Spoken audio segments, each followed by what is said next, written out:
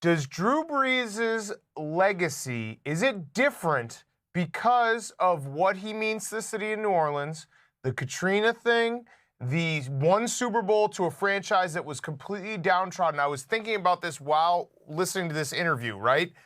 Most quarterbacks in Drew Brees' position, where he was one of the best quarterbacks that played the game in his era, one Super Bowl, you'd say, man, he left some on the table. But there's something about what Drew Brees means to New Orleans, the post-Hurricane Katrina situation, and winning that one Super Bowl for a downtrodden organization.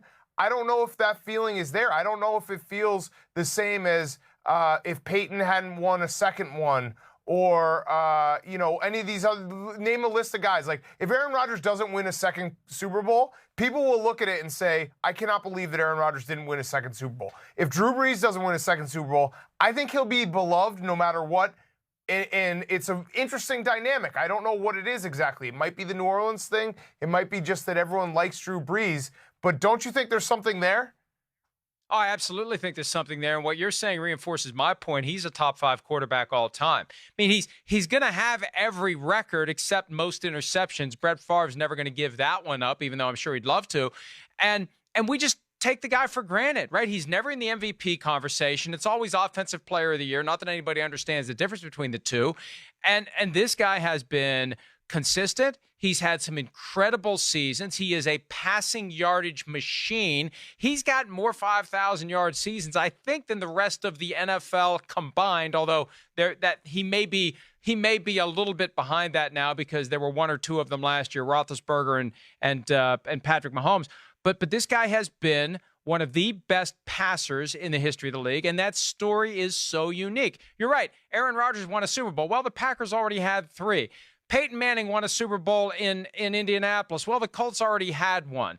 He won one in Denver. Well, the Broncos already had 2. I mean, this is a very, very rare set of circumstances. The way everything went down, the rebirth of the city, the birth of a franchise that had been downtrodden for most of its history before Drew Brees arrived in 2006. I think that great story, added with his statistical achievement, I don't think it should be a debate that he's one of the top 5 quarterbacks of all time, but I know guys like Sims want to fight me on that.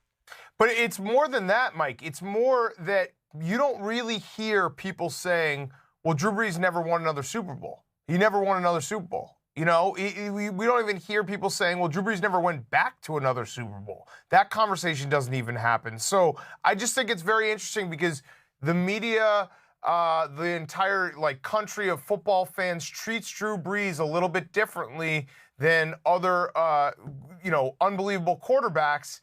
And I think it might be the New Orleans thing, but I can't fully put my finger on it because most guys in Drew Brees' situation, they win one Super Bowl, then they're good, really good for another decade, and they're clamoring. You see it right now with Aaron Rodgers. People are going to say Aaron Rodgers only won one Super Bowl. Brett Favre, same way. He only won one Super Bowl. Where was that second Super Bowl? Where is that Super Bowl that takes him kind of over the top and puts him in that real conversation of all-time great? Drew Brees is there, and he only has one Super Bowl. Yeah, but Favre is there, and he only has one Super Bowl. I mean, but maybe it's going back to the Super Bowl. Maybe going to another Super Bowl is what also counts because Favre went to another Super Bowl, and Brees having to get back to another Super Bowl will mean a lot more.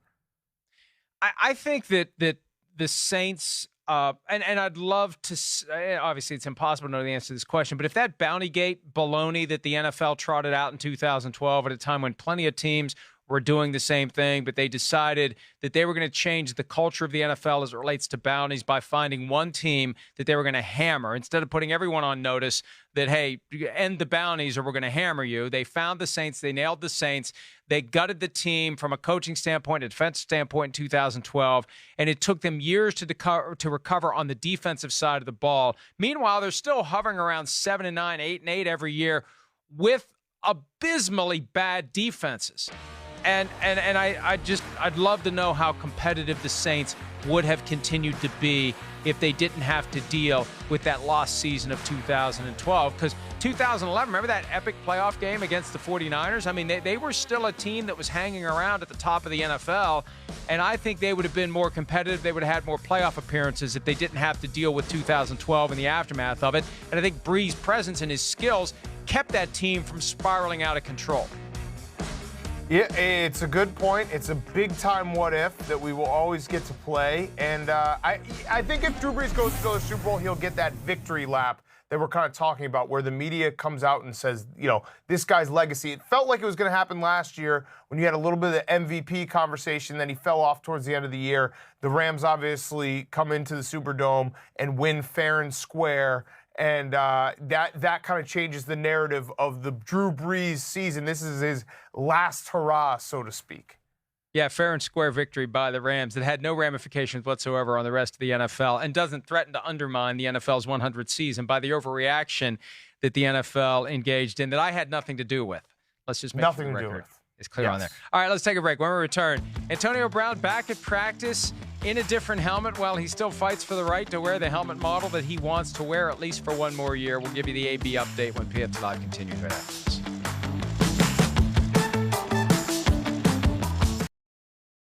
Hi, I'm Mike Tirico, and thanks for watching. Make sure to hit subscribe for the latest news and highlights from NBC Sports.